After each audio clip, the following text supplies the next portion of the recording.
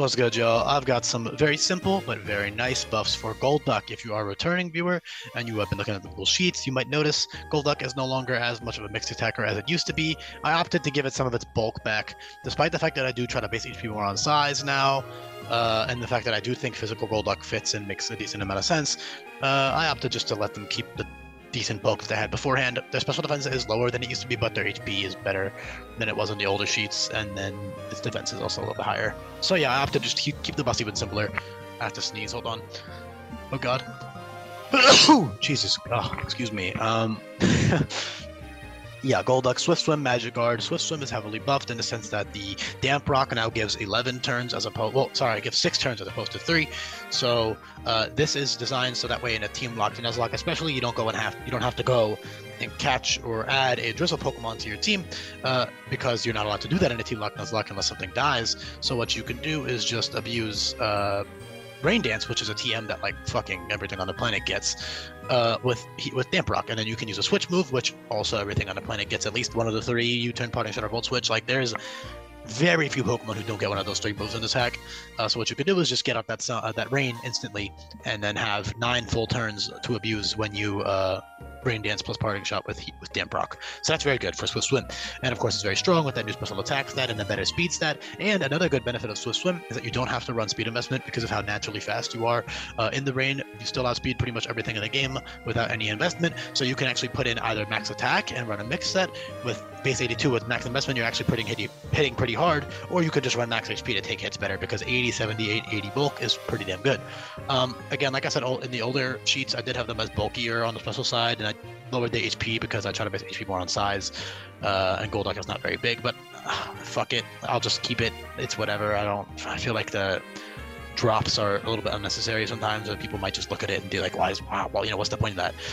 If the Pokemon's very small, I'll still probably lower the HP a little bit, but in Golduck's case, it's like whatever to me. He's not like super tiny, I guess. He's like an average sized guy. But with that being said, yeah, Magic Guard is their other ability, which you can switch between with an Infinite Use Ability Capsule. Every single Pokemon is balanced to have 2 great abilities with that Infinite Use Ability Capsule. Magic Guard in a competitive scene is a great ability because it makes you immune to entry hazards and all types of passive damage, which is all over the place in competitive. In-game, Magic Guard is actually a pretty mid ability. It's cool for Wave Crash, which deals recoil, and it also makes physical stats more viable. Also, the fact that I gave Wave Crash at 41, which is very early, makes physical stats more viable. That's even before you get the Aqua Tail Tutor, I'm pretty sure, or like pretty much the exact same point in the game you get the Aqua Tail Tutor. So Wave Crash is a recoil move that you get, but otherwise no real recoil moves besides Play Rough and Takedown, which are also both physical moves, 110 and 110 base power recoil moves. So yeah, also I didn't mention this yet in this video, but if you listen this far in, hopefully you noticed by now. But if you don't and you are a new viewer, first of all, welcome. I appreciate you listening. Make sure you listen all the way through.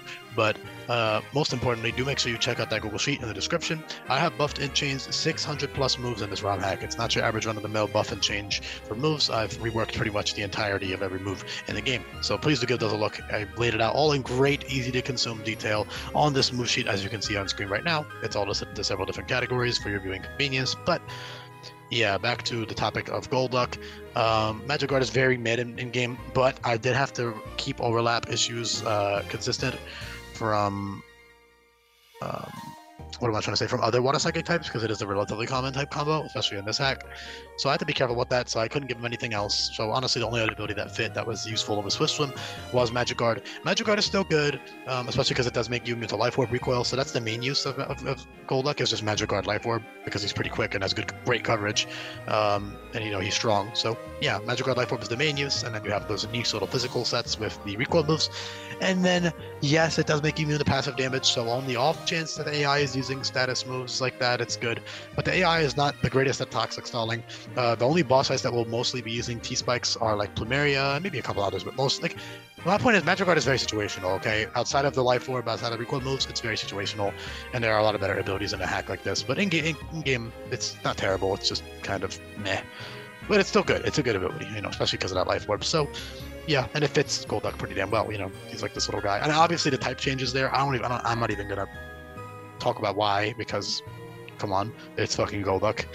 Oh, there's always like the copium people who are like, actually Golduck makes more sense as a pure water type. And it's like, no dude, just stop trying to fucking justify all the bullshit decisions that this company makes. Like, it's fucking 25 years old, they weren't thinking that far ahead, man. you know, I don't get why people try to justify him not being psychic outside of the fact that it was just because he was a Gen 1 Mon and the balancing in those games is really weird and funky. People are like, oh, you could have psychic powers and not be psychic type. Like, dude, yes, but Golduck is like pure water. Like, if he was another typing, yeah, you know, the sure. I don't know. I'm gonna get angry. Let me just shut up. Yeah, really good buffs and changes for Golduck overall, though. Great new coverage moves. You can still use mixed sets. That Swift Swim is very strong with the buffed Damp Rock. You could also use a Drizzle Mon if you have one. Of course, there are tons of new Mons that get Drizzle, probably about a dozen of each of the Weathers and Surges in terms of Pokemon that get it now, but you don't need one to abuse it properly. You get priority moves, which are very widespread in this hack. You have Bubble Shot, Aqua Jet, Influx, First Impression, and Sucker Punch, which are all priority moves. You have Reliable Recovery, which is Rehydrate, which is Water type recovery, which is pretty good for bulkier Swift Swim sets. Unaware is pretty useful on Psyduck up until level 25. For Totem Araquanid, for example, you could Unaware. I mean, kind of situational because I'm pretty sure Araquanid won't have an offensive boost, and neither will Gumshoos. Only like the totems after that will start to get offensive boost. Lurantis might be the first one that gets an offensive boost, honestly.